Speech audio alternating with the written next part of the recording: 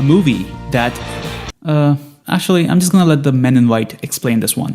आदमी जो बाजी लगाता है, जो बाजी खेलता है, उसमें कितना करेक्ट जाता है बाजी जीतना, किस तरीके से जीतता है अपनी बाजी, वो फिल्म की हाईलाइट है। लास्ट में वो बाजी जीत जाता है, बाजीगर है। What?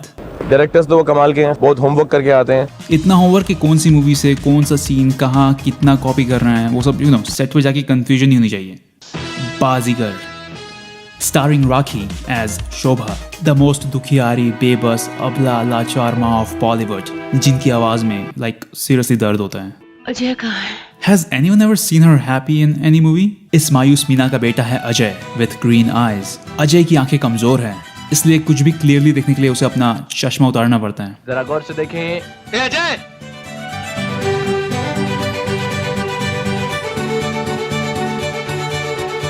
And together, these two will show you how not to use a spoon. एक का तो पूरा मुंह ही नहीं खुलता, and other one is just deep throating the spoon for some reason.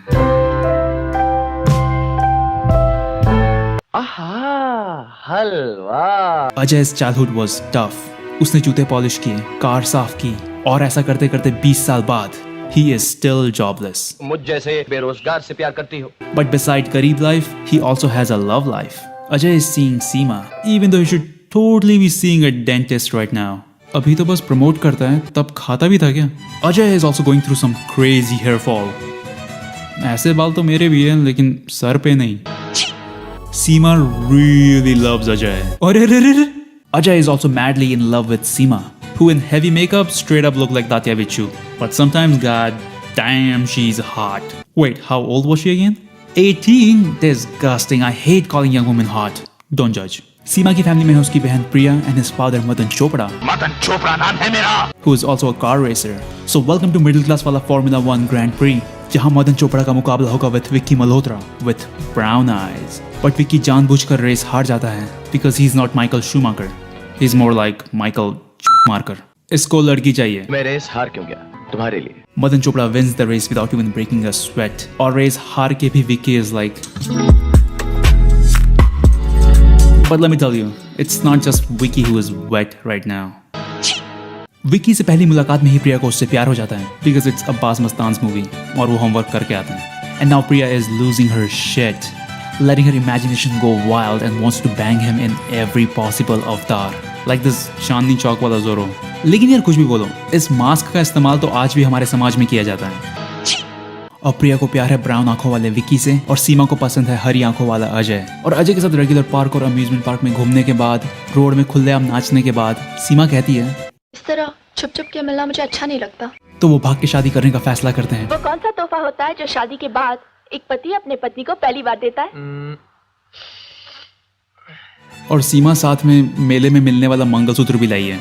I just love the finishing. Photo क्या nail cutter से काटी थी. And now Ajay is being a little naughty. क्या करें, मुझे वर्टिगो है. ऊंचाई से देखने में मुझे चक्कर आते हैं. अजय प्लीज मुझे नीचे उतारो, मुझे डर लग रहा है. और जब रोलर कोस्टर पे और इधर उधर चढ़ के नाच रही थी तब हाइट से डर नहीं लगा. अब अजय और सीमा शादी से पहले अपना फ्यूचर प्लान करने लगते हैं. They wanna have 2 kids, 3 BHK apartment, 1 farmhouse and जी हाँ, Ajay is a psychopath. Now Seema is dead. लेकिन उसकी फैमिली को ये नहीं पता कि सीमा खुशी खुशी मरी थी. Like seriously, in fact वो तो हंसते हंसते मरी थी. पुलिस को मिलता है सीमा का गंदी राइटिंग वाला सुसाइड नोट जिसमें खुदकुशी की स्पेलिंग रॉन्ग है. और सही भी कैसे होगी, क्लासेस तो वो अटेंड करती नहीं थी. आज मैं कोई क्लास अटेंड नहीं करूंगी. रवि आएगा तो बता दूंगी, वो नोट ले लेगा. लेकिन प्रिया को यकीन हो जाता है कि सीमा का मर्डर हुआ था जब उसके घर ये आता है. उन्होंने मंगलसूत्र खरीदा था, बिल के कुछ पैसे बाकी, मगर उन्होंने तो यहीं का पता लिखवाया था. क्या लड़की थी भाई, करने वाली थी शादी भाग के और मंगलसूत्र का बिल बाप भरेगा. अब प्रिया लेती है help from his classmate and a police Karan. In college, this really young student चूतियों की तरह हाथ पे उसका नाम लिखा करता था, फिर घर जाके बाथरूम में उसी हाथ से नाम मिटाया करता होगा. What? हैंड वॉश करके obviously. इंक्वायरी खत्म हो चुकी है, अब मैं तुम्हारी कोई मदद नहीं कर सकता. प्लीज करण.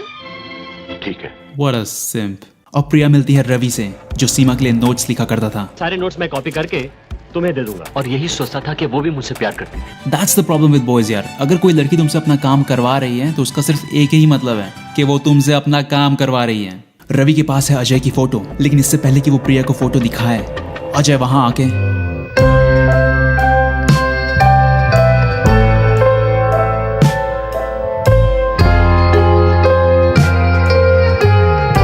प्रिया उसके रूम में जाती है and she is completely shocked to see such a big hostel room that's like 10 crore का apartment in Mumbai.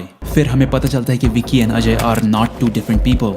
Yeah, no shit. Not for a single second I thought they're two different people. फिर flashback में हमें पता चलता है कि एक बार मदन चोपड़ा ने अजय के पापा की कंपनी से पैसे चुराए थे, मुझे माफ कर दो। लेकिन उसे माफ कर दिया जाता है क्योंकि आइंदा मैं ऐसी कोई गलती नहीं करूंगा भाभी। मैं अपनी बड़ी बेटी सीमा की कसम खाकर कहता हूँ। माफी मिलने के बाद मदन चोपड़ा बहुत मेहनत करते हैं। He makes a great plan for Ajay's dad and it looks like this. तुमने वाकई बहुत अच्छा प्लान बनाया है। इससे हमारी कंपनी को करोड़ों का फायदा होगा। There are no notes, measurements or details in this. It's just a drawing of buildings. But somehow इससे हमारी कंपनी को करोड़ों का फायदा होगा। और एक दिन वहाँ मैं आसाम जा रहा हूँ। वहाँ मैंने एक चाय का बागान खरीद लिया है। लौटने में कई महीने लग सकते हैं।